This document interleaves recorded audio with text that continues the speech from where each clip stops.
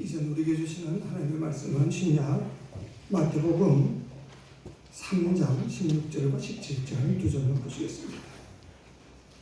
마태복음 3장 16절과 17절. 제가 가진 성경은 약 3면입니다. 스크린도 참조하시기 바랍니다. 마태복음 3장 16절과 17절. 제가 공독해 드리겠습니다. 예수께서 세례를 받으시고 곧 물에서 올라오시세 하늘이 열리고 하나님의 성령이 비둘기같이 내려 자기 위에 임하심을 보시더니 하늘로부터 소리가 있어 말씀하시되 이는 내 사랑하는 아들이요 내 기뻐하는 자라 하시니라. 아멘. 이 말씀은 하나님의 말씀입니다. 존 파이프 목사님이 하나님의 기쁨이라고 하는 꽤 두꺼운 책을 쓰셨습니다. 저는 이 책을 읽으면서 참 많은 감동을 받은 적이 있습니다. 존 파이프 목사님은 먼저 하나님의 기쁨이 넘치시는 분이시다, 그렇게 말씀을 합니다. 하나님은 기쁨이 충만하신 하나님이시다.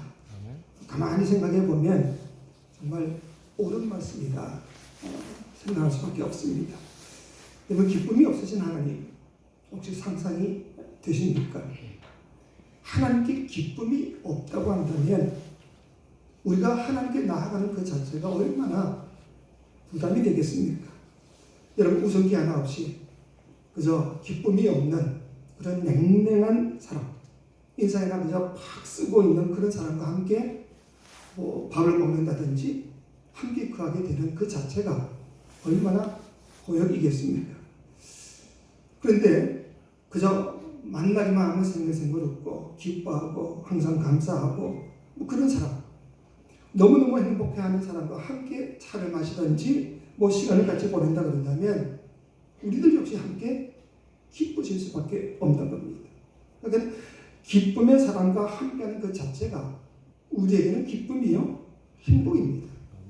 가끔씩 손주들이 오면요, 뭐가 그렇게 기쁘고 좋은지 뛰고 굴리고 그냥 하루 종일 깔깔거리고 재미있어하고 그냥 그렇게 행복해하는 이런 손주들을 보고 있으면요, 내 근심 걱정은 싹 다 사라지게 됩니다. 함께 보면서 기뻐하고 함께 보면서 실없이 웃기도 하고, 그래서 또 보고 싶고 또 보고 싶고 하는 게 아닙니까? 그런 면에서 우리가 가족들에게 행할 수 있는 최고의 선물, 우리 성도들에게 행할 수 있는 최고의 봉사는 뭐냐? 내가 기쁨이 충분한 상태에 있는 것이다. 믿으십니까? 아멘. 내가 자체가 기쁨이 충만하면 주변 사람들에게도 기쁨을 전할 수도 있고 행복을 전할 수가 있더라, 이 말입니다. 기쁨이 충만한 그런 부모님, 엄마, 아빠, 기쁨이 충만한 장로님, 권사님, 우리 성도님들과 함께 있으면 내가 가지고 있던 염려, 근심, 걱정은 다 아무것도 아닌 것처럼 여겨질 수도 있고 생각지도 않는 평안과 기쁨이 찾아옴을 믿으시기 바랍니다. 그렇기 때문에 우리도 기쁨의 하나님 대신 기쁨이 충만하신 하나님을 더욱 가까이 하려고 하는 것이고, 그 하나님을 믿고 따르고 그 하나님에 계신 하나님의 나라를 소망하는 것 아닙니까? 다시는 슬픔도 없고 아픔도 없고 눈물도 없고 고통도 없는 저 기쁨만이 충만한 저 하늘나라를 소망하게 되는 것 아니냐는 것입니다. 성경에 보면 분명히 말씀합니다. 요한복음 15장 11절에 이렇게 고백하죠. 우리 같이 한번 봅시다. 시작. 내가 이것을 너희에게 내 기쁨이 너희 안에 있어 너희 기쁨을 충만하게 하려 함이라. 아멘. 내가 이것을 너희에게 이르면 내 기쁨이 너희 안에 있어 내 기쁨을 충만하게 하려 합니다. 무슨 말인가 하면 예수님 안에는 기쁨이 충만하다 하는 겁니다.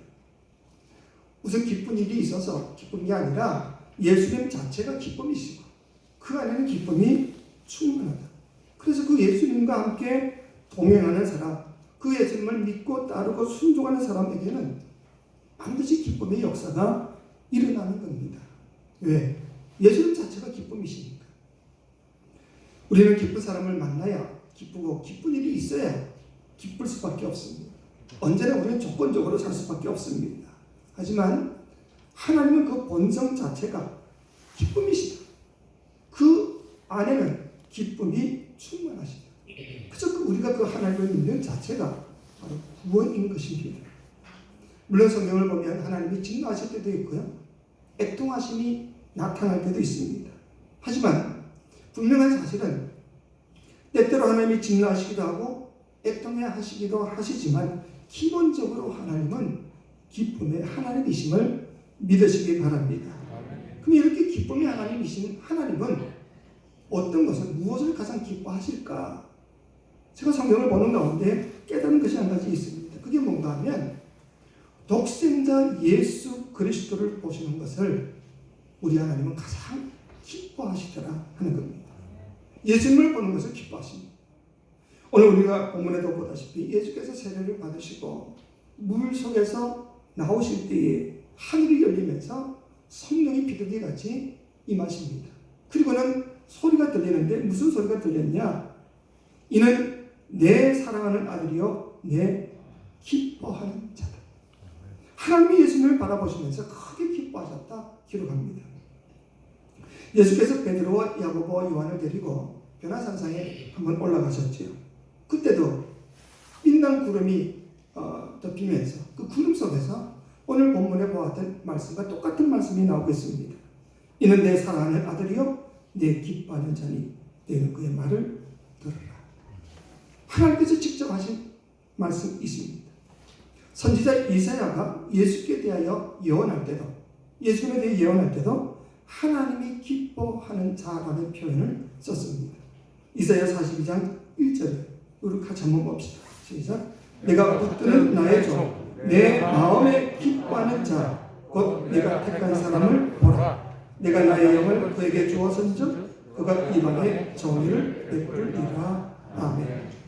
그러니까 하나님은 언제나 예수 그리스도를 바라보실 때에 기쁨이 넘치신 겁니다.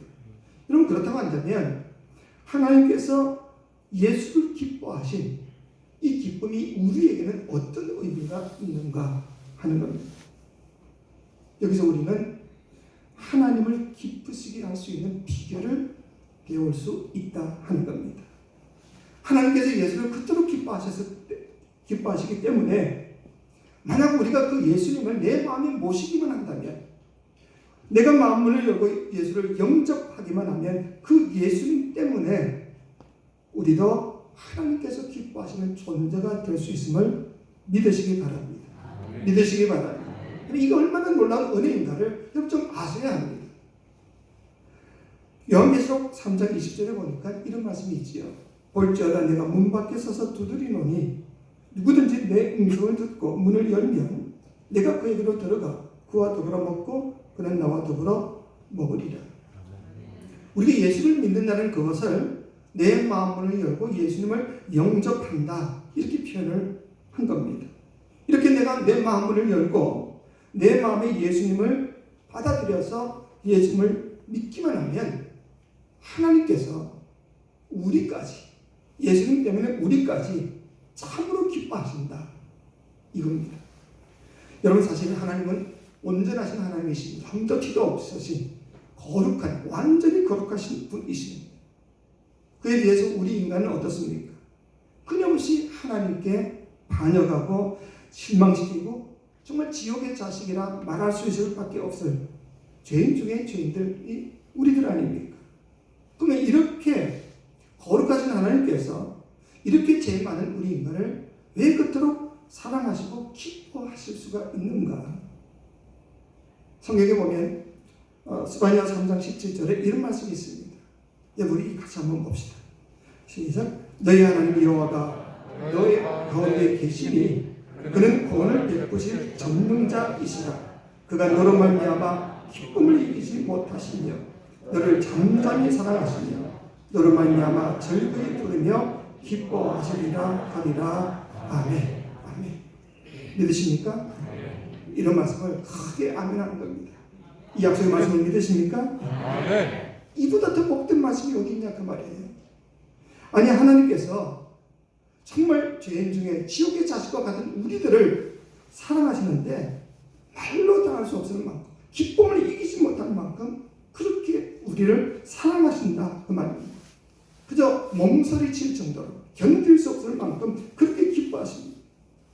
이유가 뭐냐? 내 속에 예수 그리스도가 계시기 때문에. 여러분 이 말씀이 사실은 우리에게 얼마나 큰 힘과 위로가 되는지 모르지요. 그런데 어떤 사람은 이 말씀을 그대로 믿는 것을 주저하는 사람들도 있습니다. 솔직히 잘 믿어지지 않는다 이 말입니다. 내가 나를 볼 때도 너무 실망스러운데 나 같은 죄인을 나같이 부끄러운 사람을 무슨 하나님이 그렇게 견딜 수 없을 만큼 기뻐하실까? 잘 이해가 되지 않는다. 그렇게 말할 수도 있지.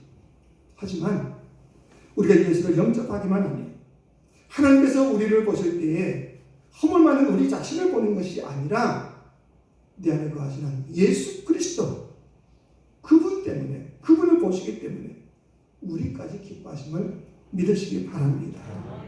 내가 하나님을 기뻐하는 일을 전혀 한 적도 없고 지난 한 주간을 돌아봐도 참 부끄러운 우리라 할지라도 내가 정말 예수 그리스도를 영접했다고 한다면 그 예수님으로 인하여서 하나님은 우리까지 기뻐 여겨주심을 믿으시기 바랍니다. 우리가 무슨 주를 기뻐할 수 있는 특별한 일을 할 수가 있겠습니까? 사실 우리가 한 주간 동안 생활하면서 예수님에 대한 생각을 정말 조금이라도 한 적이 있습니까? 내 자신을 돌아보면 참 부끄러운 것밖에 없지요. 하지만 예수 그리스도를 내가 영접한 자이기만 한다면 우리 존재 자체가 하나님의 큰 기쁨이 될 수 있음을 믿으시기 바랍니다.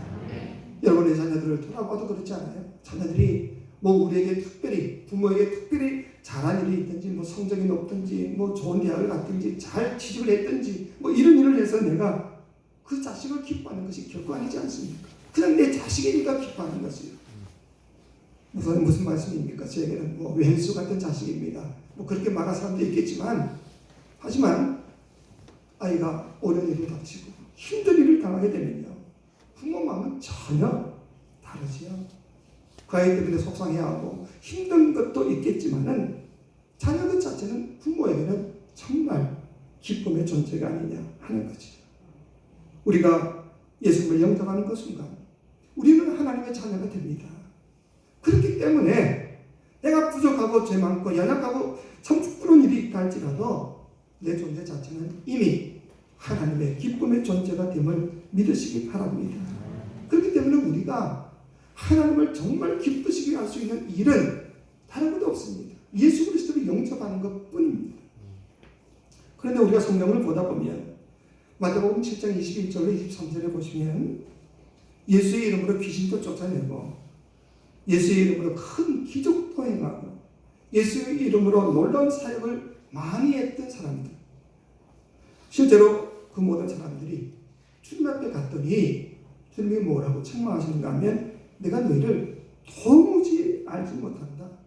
이 불법을 행한 자들아 다 내게서 떠나가라. 여러분 이런 말을 들은 사람들이 많이 있다. 성경에 그렇게 기록되어 있습니다. 여러분 제가 분명히 우리가 예수를 영접하기만 하면 우리 존재 자체가 아예 주의 기쁨이 된다 말씀드렸는데 이 말씀에 대비를 해보면 뭔가 잘못된 것이 있지 않냐, 모순되지 않냐 이런 생각이 들 수도 있습니다. 여러분 그냥 예수를 믿은 것도 아니고 그 예수의 이름으로 귀신도 쫓아내고 기적과 이적도 행하고 놀라운 일들도 많이 했던 그런 사람들, 요즘 말로 말하면 유명한 무슨 부흥 강사나 무슨 목사님이나 은사자들이 주님 앞에 갔더니 주님이 내가 너를 도무지 모른다. 내 앞에서 썩 꺼져라.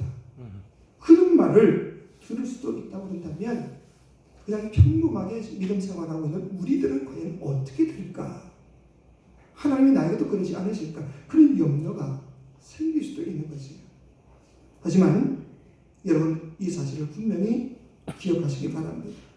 예수의 이름으로 아무리 큰 역사와 기적을 일으킨다 할지라도 그런 사람이라 할지라도 그 마음에 예수님이 거하지 않는 사람들도 있다 이 말입니다. 여러분 깊이 생각해 보세요.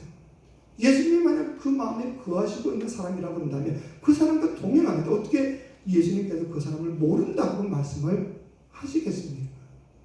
예수께서 그 안에 계시지 않으니까 난 널 도무지 모른다. 그렇게 말할 수밖에 없다 하는 겁니다. 근데 성경을 보다 보면 예수가 그 안에 거하지 않으셔도 큰 소리로 기도할 수도 있고 열정적으로 봉사도 할 수도 있고 기적 같은 일을 행할 수도 있다고 기록하고 있습니다. 이 점이 참으로 두려운 일입니다. 그래서 사도 바울은 고린도서 13장 5절에서 예수 그리스도께서 자기 안에 거하시는지 스스로 시험해보고 검증해보고 확증하라. 그렇게 우리에게 권면하고 있습니다. 여러분 우리 같이 한번 봅시다. 시작. 너희는 믿음 안에 있는가? 너희 자신을 시험하고 너희 자신을 확증하라. 예수 그리스도께서 너희 안에 계신 줄을 너희가 스스로 알지 못하느냐? 그렇지 않으면 너희는 버림받는 자이라. 아멘. 여러분 우리가 참 조심해야 됩니다.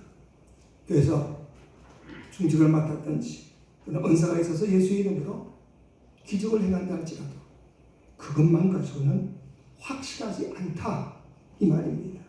진짜 중요한 것은 예수 그리스도께서 내 안에 계신가 이것을 시험해보고 반드시 확증해야 한다. 이게 분명지 못하면 마지막 순간 주님 앞에 가서 버림을 받을 수도 있다는 사실을 우리가 아셔야 합니다. 하나님께서 정말 기뻐하시는 자는 그 마음 중심에 하나님이 그렇게 기뻐하시는 예수 그리스도가 계신 사람들입니다. 우리가 겉으로 보기에는 나이도 들고 몸도 연약하고 보잘것없다 할지라도 내 속에 예수님만 계시면 우리는 하나님께서 참으로 기뻐하는 자가 됨을 믿으시기 바랍니다. 아멘. 근데 겉으로는 아무리 좋은 대학을 나오고 너무너무 잘생기고 좋은 실력도 있고 뭐 인격적으로 훌륭하다 할지라도 예수께서 그 마음에 계시지 않는다 그런다면 하나님의 눈에 보기에는 그 사람은 지옥 갈 수밖에 없는 그런 사람인 것입니다. 많은 사람들이 예수께서 내 안에 계신다 말은 하고 있지만 중요한 것은 그것을 확증하지 못하는 사람들이 참 많다 하는 겁니다. 예수께서 내 안에 계신다고 고백은 하고 있지만 실제로는 아닌 경우가 사실은 더 많습니다. 그게 바로 스스로 자신을 속이는 일입니다. 여기 예수께서 그 마음속에 계신다 그런다면 도저히 할 수 없는 말과 할 수 없는 행동을 하는 그리스도인들이 사실 얼마나 많습니까? 혼자 있을 때나 가정에서나 뭐 이웃과 안에 교회 안에서나 예수가 정말 그 마음에 계신다 그런다면 정말 예수가 함께하는 것을 믿는 사람이라고 그런다면 그렇게 말할 수가 없는데 그렇게 행동할 수가 없는데 그렇게 말하고 그렇게 행동하는 사람들이 참 많더라는 겁니다. 이런 사람은 본인은 예수께서 내 안에 계신다 말은 하고 있지만 실제로는 예수님이 계신다는 증거가 없는 사람입니다. 이게 정말 두려운 일이다 이 말이죠. 우리가 신앙생활에 있어서 정말 무엇이 중요한가를 여러분 잘 구분할 수 있어야 됩니다. 우리가 먼저 해야 될 일이 뭔가를 아셔야 됩니다. 지금 코로나19로 인하여서 경제적으로 어려움을 겪는 사람도 많고 뭐 다른 여러 가지 어려움을 겪는 일들도 많이 있겠지만 우리가 정말 정신을 바짝 차려야 합니다. 우리에게 있어서 가장 중요한 문제는 코로나 문제도 아니고 경제적인 문제도 아닙니다. 오직 하나, 내가 어떻게 하면 하나님을 기쁘시게 할까? 그 이유가 뭐냐? 주님이 분명히 약속하셨거든요. 너희는 먼저 그의 나라와 그 일을 구하라. 그리하면 나머지 모든 문제는 내가 다 알아서 해결해 주마. 믿으십니까? 너희는 먼저 하나님이 뭘 기뻐하시고 뭘 좋아하시는지를 생각하고 그 일에만 신경 써. 그러면 나머지 모든 것은 내가 알아서 해주마. 그렇기 때문에 어렵고 힘들 때일수록 우리는 더 주만 바라보시고 그 점을 어떻게 하면 기쁘시게 할까? 이런 믿음으로 살아가야 합니다. 그러면 하나님께서 모든 상황을 합력하여서 선을 나에게 가장 좋은 것으로 만들어 주심을 믿으시기 바랍니다. 그런데 우리가 그 하나님을 기쁘시게 할 수 있는 비결이 있는데 그게 바로 하나님이 그렇게 기뻐하시는 예수 그리스도를 내 마음에 영접하고 그 예수께서 내 마음에 계신 것을 확증하며 사는 일이다, 이 말입니다. 하나님께서 기뻐하시는 그 예수님을 내 마음에 모시고 사는 것보다 특히 하나님 기쁘시게 할 수 있는 일은 없기 때문에 그런 겁니다. 여러분, 우리가 진짜 예수님을 내 마음에 영접하고 주님이 내 마음에 거하심을 정말 믿고 그 사실을 항상 기억하면서 말하고 행동하게 되면, 그러면 우리 존재 자체가 하나님을 기쁘시게 하는 자가 되는 겁니다. 그리고 우리의 삶을 통해서 하나님의 놀라운 역사가 일어남을 믿으시기 바랍니다. 1678년 영국의 헨리 스쿠걸이라는 분이 인간의 영혼 안에 있는 하나님의 생명이라고 하는 조그마한 소책자를 썼습니다. 이분이 영국 사회를 돌아보니까 진정한 복음을 이해하는 사람이 너무 적은 겁니다. 그게 참 안타까워서 이 책을 쓰게 됩니다. 그 당시에 많은 사람들이 예수 믿는 것이 뭐냐, 기독교의 본질이 뭐냐, 그냥 정통 교리를 배우고 익히는 것, 이것이 기독교의 본질이라고 생각하는 겁니다. 뿐만 아니라 종교적이고 도덕적인 행위라는 것. 다시 말해서 예배에 꼬박꼬박 참석을 하고 어려운 사람을 돕는다든지 이런 종교적이고 무슨 도덕적인 행위를 기독교의 본질이라고 생각하는 겁니다. 구제하고 이렇게 하는 것은. 그리고는 또 황홀하고 뜨거운 그런 감정적인 체험을 하는 것. 방언을 하고 입신을 하고 하는 이런 것을 기독교의 본질로 아는 사람들이 너무 많은 겁니다. 그게 사실은 기독교의 본질도 아니고 핵심도 아님에도 불구하고 많은 사람이 그렇게 생각하더라 하는 거지. 그래서 착한 일을 꼬박꼬박 하든지 무슨 꼬박꼬박 교회에 출석을 하든지 교회에 와서 큰 소리로 기도하고 방언으로 기도하고 유창하게 기도하는 이런 사람들을 마치 예수를 잘 믿는 사람인 것처럼 생각하는 겁니다. 그래서 이 스쿠걸이 너무 안타까워서 기독교의 본질이 뭐냐? 기독교의 본질은 인간의 영혼 안에 하나님의 생명이 들어온 것이다. 아멘. 그렇게 정의를 내립니다.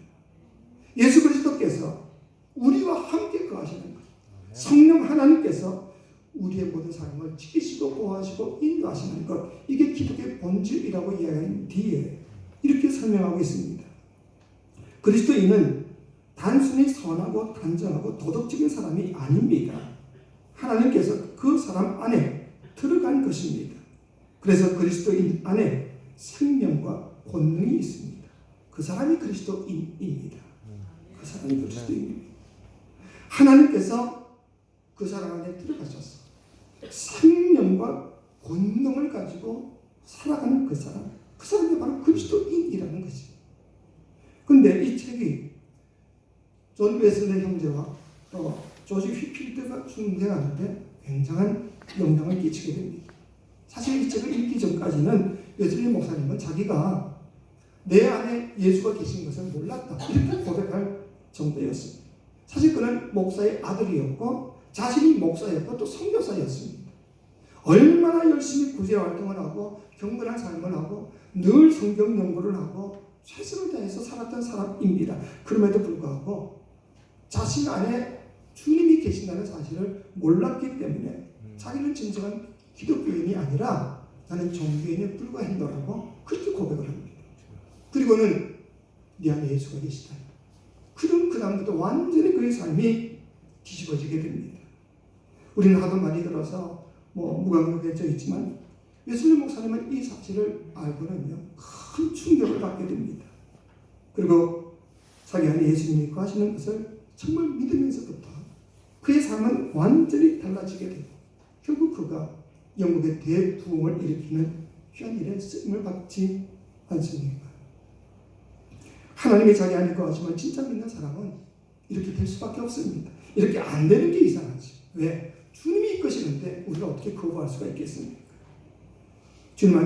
주님께서 내 안에 거하심을 믿는 사람이 또 어떻게 옛날처럼 그렇게 거짓되고 잘못된 삶을 음욕을 품고 술 취하고 그런 세상의 타락한 생활을 계속할 수가 있겠습니까? 예수님이 나와 함께 하시는데 나를 지켜보고 계시는데 어떻게 그런 잘못된 행위를 계속할 수가 있겠습니까?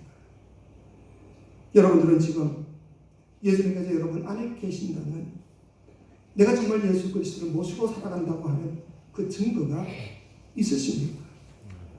여러분의 삶에는 예수님이 여러분의 안에 계시다는 그 증거가 있으십니까? 하다못해 여러분의 표정이나 말이나 그 모든 행동에 있어서 정말 예수님을 모시고 살아가는 자의 증거가 나타나고 있느냐 그 말입니다. 사도 바울은 여기서 한 걸음 더 나아가서 아주 충격적인 고백을 합니다. 갈라디아서 2장 20절 말씀입니다. 그럼 같이 한번 봅시다. 시작. 내가 그리스도와 함께 십자가에 못 박혔나니 그런즉 이제는 내가 사는 것이 아니요 오직 내 안에 그리스도께서 사시는 것이다. 이제 내가 육체 가운데 사는 것은 나를 사랑하사 나를 위하여 자기 자신을 버리신 하나님의 아들을 믿는 믿음 안에서 사는 것이다. 아멘. 아멘. 사도 바울은 그저 예수께서 내 안에 계신다 이렇게 표현한 게 아닙니다. 예수 그리스도께서 나와 함께 계시는데 그것은 내가 주님과 함께 십자가에 못 박힌 일이다. 그렇기 때문에 이제는 나는 완전히 죽었고 내 안에 사실은 예수 그리스도가 내 인생의 참된 주인이 되신다.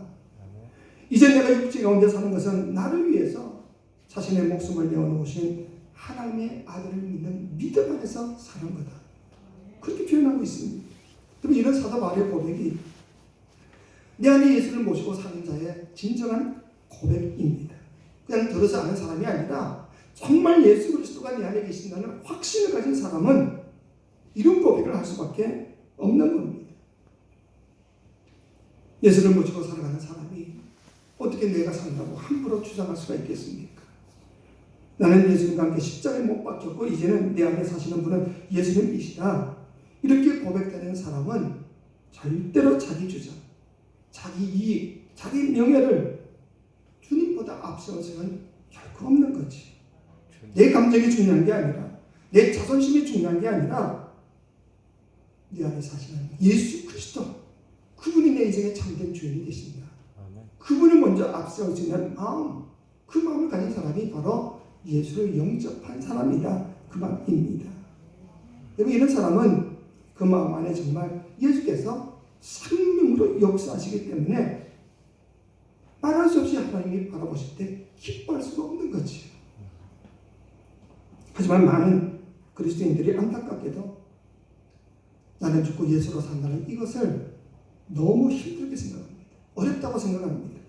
어느 성도는 죽는 게 제일 힘들다고 그러고 어떤 사람은 이제 난 절대로 안 죽을 거야. 내가 먼저 죽으니 나만 손해들어. 이런 사람도 있습니다. 이건 얼마나 귀한 복인지 모르고 하는 소리이지.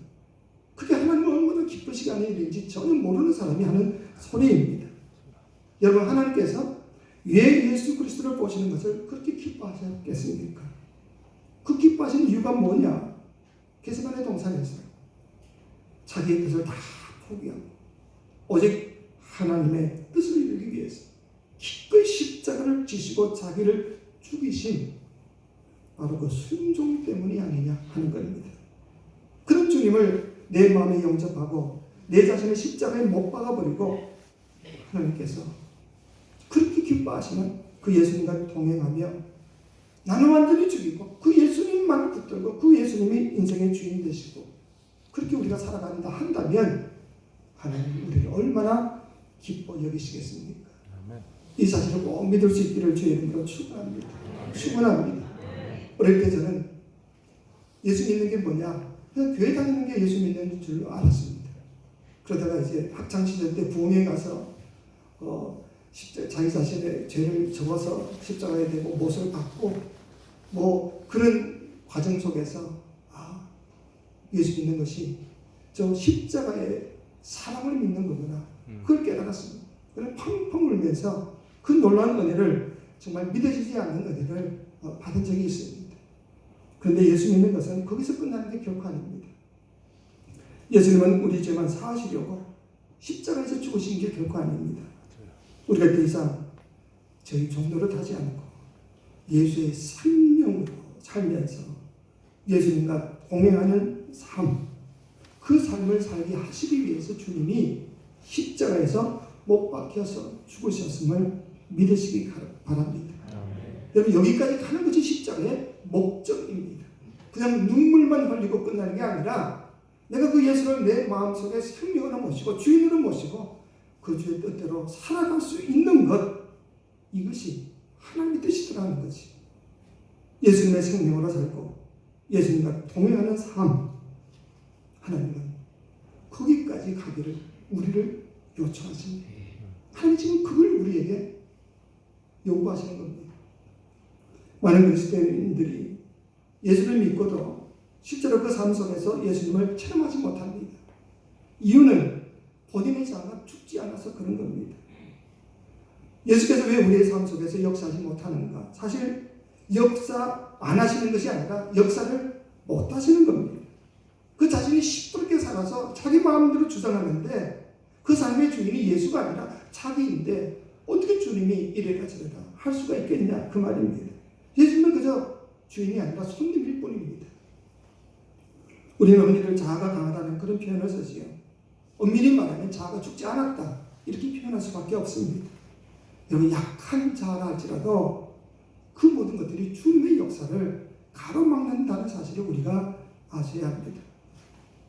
옛사람이 살았냐 죽었냐 여기 있는 것이 무슨 강하냐 약하냐 이런 것은 전혀 문제가 아닌 겁니다. 저보다 더 무서운 것이 이 죽지 않은 자아라는 사실을 우리가 아셔야 합니다. 왜?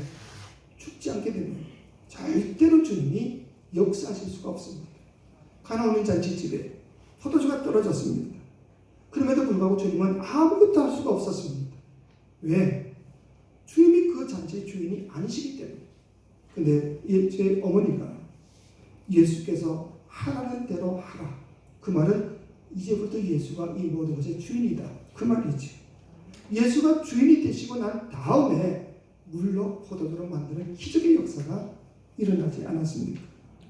나는 죽고 예수로 살 때만이 이런 역사가 일어남을 믿으시기 바랍니다. 우리가 아무리 큰 소리로 기도하고 예수가 내 인생의 주인 되어 주옵소서 소리친다 할지라도 그렇게 한다고 예수가 내 인생의 주인이 되는 것은 결코 아닙니다. 먼저 내가 죽어야 되는 겁니다.